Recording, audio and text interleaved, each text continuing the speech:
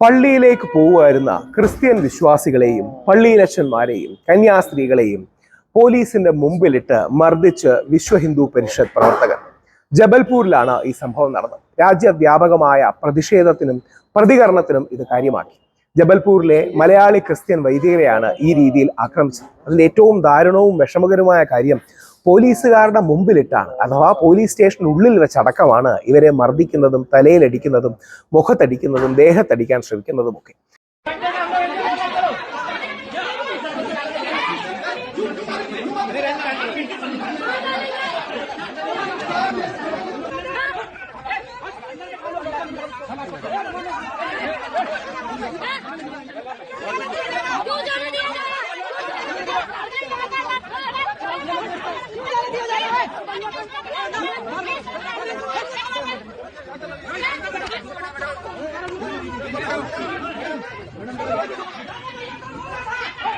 ഏഷ്യാനെറ്റിന്റെ അടക്കം വാർത്തയാണ്. ഏഷ്യാനെറ്റിന്റെ അടക്കം വാർത്ത എന്ന് പറയുന്നതിന്റെ കാരണം, അതായത് സാക്ഷാൽ രാജീവ് ചന്ദ്രശേഖർജിയുടെ കൂടെ ഉടമസ്ഥതയിലുള്ളൊരു ചാനലിലെ കൃത്യമായ വാർത്തയാണ്. ആ വാർത്ത അതേപോലെ ഞാൻ വായിക്കുകയാണ്.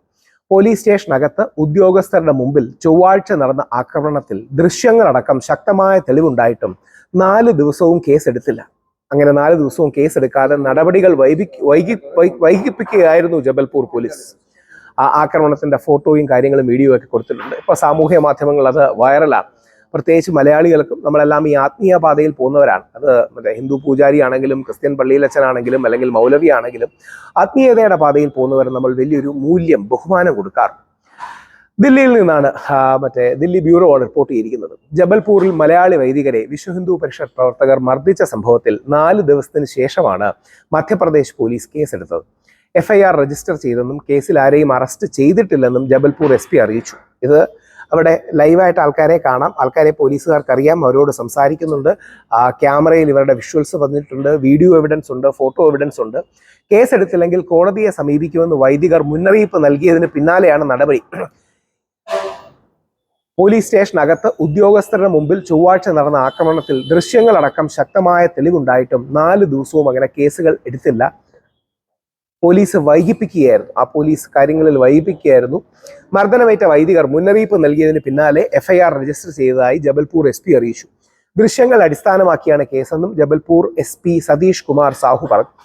1-ാം തീയതി ജൂബിലി ആഘോഷങ്ങളുടെ ഭാഗമായി മണ്ഡലയിൽ നിന്നും ജബൽപൂർ പള്ളിയിലേക്ക് പോയ വിശ്വാസ സംഘത്തെയാണ് വിശ്വ ഹിന്ദു പരിഷത്തകർ നിർബന്ധിത മതപരിവർത്തനം ആരോപിച്ച് ബലമായി പോലീസ് സ്റ്റേഷനിലേക്ക് കൊണ്ടുപോയത്.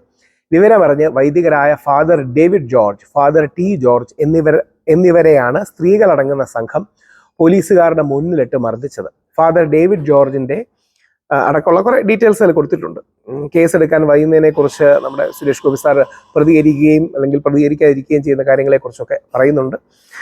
ഇതിന്റെ കക്ഷി രാഷ്ട്രീയത്തിനപ്പുറം നമ്മുടെ രാജ്യത്തെ കാർന്ന് തിന്നുന്ന ഒരു പ്രശ്നമാണ് ഈ മതത്തിന്റെ പേരിൽ പരസ്പരം അടികൂടാനുള്ള ഒരു പ്രവണത. യഥാർത്ഥത്തിൽ വിശ്വ ഹിന്ദു പരിഷത്ത് ഒരു ഹിന്ദുവിന് വേണ്ടി ഒന്നും ചെയ്യുന്നതല്ല. പക്ഷേ ഈ തീവ്ര ഹിന്ദുത്വവാദികളെ ആക്രമിക്കുന്നത് ഇന്ത്യക്ക് അപമാനമാണ്, നമ്മുടെ ഹിന്ദു സംസ്കാരത്തിന് അപമാനമാണ്, ബഹുസ്വര പാരമ്പര്യത്തിന് അപമാനമാണ്. അതിശക്തമായ രീതിയിൽ അപലപിക്കപ്പെടേണ്ട ആക്രമണമാണെന്ന കാര്യത്തിൽ യാതൊരുവിധ സംശയവുമില്ല.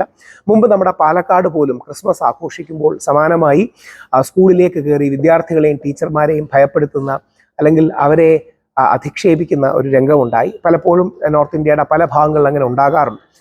നിർബന്ധിത മതപരിവർത്തനം എന്ന് പറയുന്നത് വളരെ വിശാലമായ തർക്കിക്കേണ്ട ഒരു വിഷയമാണ്. മഹാത്മാഗാന്ധി അടക്കമുള്ളവർ നിർബന്ധിത മതപരിവർത്തനത്തിനെതിരാണ്. പക്ഷേ ഇത് വെറും വിശ്വാസികളാണ്. വിശ്വാസികൾ അവരുടെ പള്ളിയിൽ പ്രാർത്ഥിക്കാൻ പോകുമ്പോൾ വ്യാജമായിട്ട് നിർബന്ധിത മതപരിവർത്തനം ആരോപിച്ച് ഇങ്ങനെ സംഭവിക്കുകയാണെന്ന് ഇല്ലാത്ത കള്ളക്കഥ, അതായത് ലവ് ജിഹാദ് പോലൊരു കള്ളക്കഥയാണ് ഇവർ പറയുന്നത്.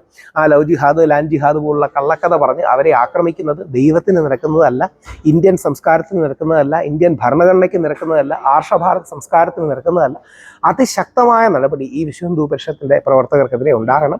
എല്ലാ എന്താ പറയുക, RSകാരും മോശമാണെന്നൊന്നും എനിക്ക് അഭിപ്രായമില്ല. പക്ഷേ ഇത്തരത്തിലുള്ള തീവ്ര ഹിന്ദുത്വവാദികൾ, ഗോഡ്സേവാദികൾ, മഹാത്മാഗാന്ധിയെ കൊന്നവർ, അവർ ഈ രാജ്യത്തിന് അപകടമാണ്. ഈ വൈദികർക്ക് മാത്രമല്ല, നമ്മുടെ രാജ്യത്തും രാജ്യത്തിന്റെ ബഹുസ്വരതയ്ക്കും മതസൗഹാർദ്ദത്തിനും അപകടമാണ്. അതിശക്തമായ നടപടികൾ ഉണ്ടാകുമെന്ന് പ്രതീക്ഷിക്കുന്നു, പ്രാർത്ഥിക്കുന്നു.